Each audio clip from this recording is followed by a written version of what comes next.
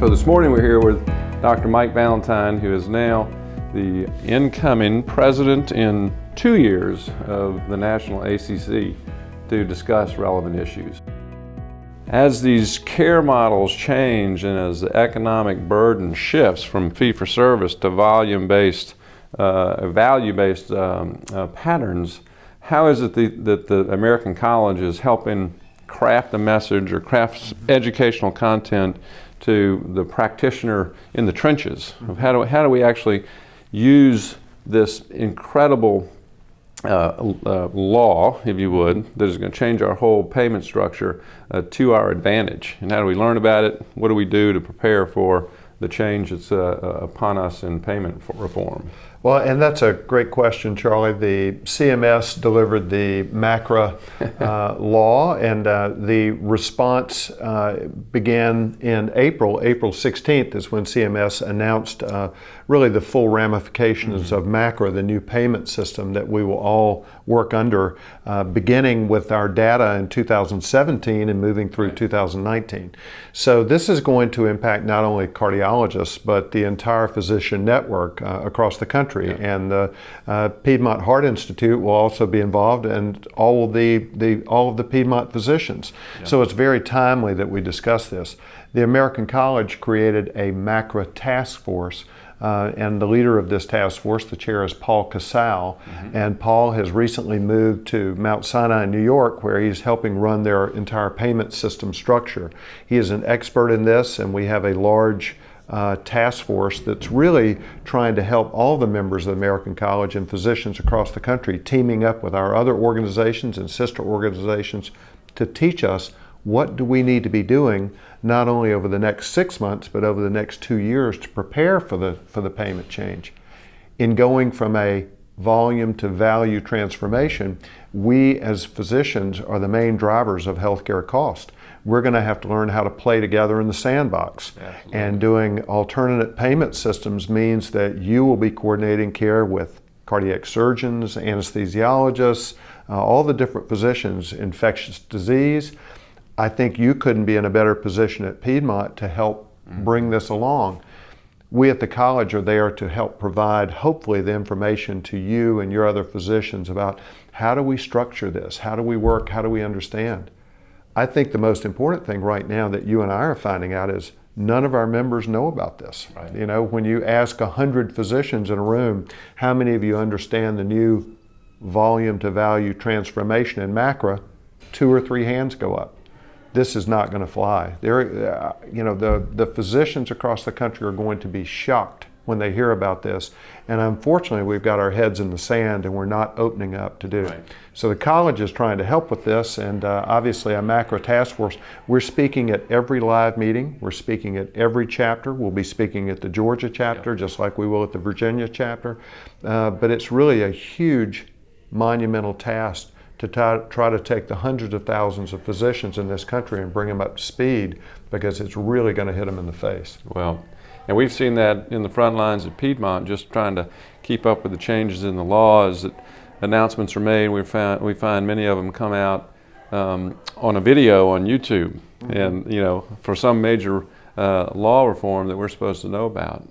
We have tried. I think as many centers have to prepare by putting our own MACRA readiness team together, and have found it very useful to use the resources of the college that are available on the web to help us prepare for that. But I think you're right. I think that when you look at the PQRS information, that I think 60% of physicians didn't even participate in PQRS around the country. That there's going to be, and we've had 5 years to prepare for that, and barely a majority have participated in the information gathering process that we all need. And all of this is the drive to provide better quality care for our patients. Right. This is not just payment restructuring, it's really a quality issue. Right. And I think you at Piedmont, you guys have led the way in payment value systems. And you've not only done it with your physicians, but you've done it throughout your structure. So we laud not only the physicians, but also the administration at Piedmont for being leaders nationally. Charlie and his team speak at the Cardiovascular Summit each year on all of these issues. And these are not just payment issues. There are practice operations issues for all practices. There are quality issues and how to use quality data to provide better patient care. So, we laud you guys for being leaders in the system, for trying to help our physicians to learn what they need, not only to understand payment systems, but to understand the drivers that are changing them and the quality that they need to provide to their patients. Yeah. Well, I think it's unfortunately going to take systems, whether they relate to physicians not only through just an employed model, but some type of relationship. It's going to take a system or a large group of individuals to help the clinician in the trenches get through this law, if you would, or this change that is upon us. It's one of the things we were discussing earlier is that, at least from the Piedmont side of the equation, we've got a spectrum of interests of people that really want to get involved with these changes and know about the law, know about all the intricacies, and we've got a spectrum of physicians that just want to practice medicine. What we've tried to offer is the whole program. So if you want to be involved in the changes of healthcare, be involved in them. If you don't, be a great doc. Take care of your patients the best you can, and let the system help you do that. Well, one of the things that we try to teach in the Cardiovascular Summit that the ACC puts on as well is that physician leadership is the key. And you at Piedmont have created your own physician leadership development team and course, which is really fascinating to us and something that we have worked on and have watched your model and you've watched ours. But if physicians don't get involved in the process, then we're only dooming our future. And you have shown this, and all of us have, that physician leadership is going to be key, not only in dyad leadership with administration, but direct physician executive leadership. Bringing it back to the meeting this week, I think one of the unique opportunities of this meeting and this forum is along that discussion is we've got these great in-depth talks about how you size an annulus with the right imaging technique to putting in a valve, to whether or not we ought to be putting in valves at all.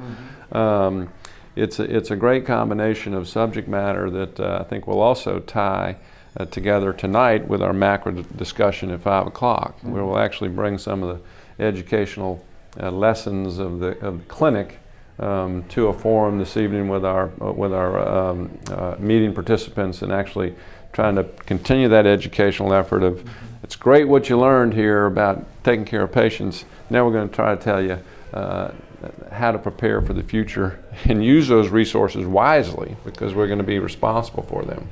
Well, I think that you've learned in running this meeting over 7 years, you and Manny Vannon and Joe have figured out that you can't just set up a limited amount of education here, that you've really broadened the spectrum of education from non-invasive cardiology to imaging to interventional to valve replacement to vascular centers of excellence.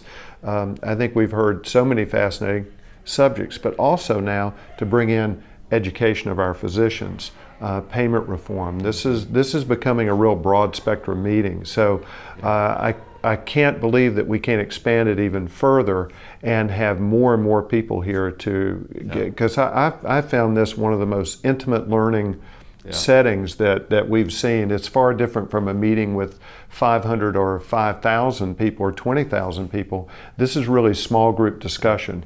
And I think the level of learning that you can get from that is really a higher level for us, because the conversation means that you're involved in the learning process. Right. And I think we're all learning that here. And you're doing it with the leaders of medicine around the country, which is really nice. Michael, I appreciate you. We'll hopefully be back next year. We'll look forward to your tenure as president in the college. I think you'll do great things. We're grateful to be here and grateful to the Georgia chapter and your leadership, and to Hank Holderfield for helping set up all this for us. And so we look forward to continued education together and running a great meeting. So thank you for having us. All right.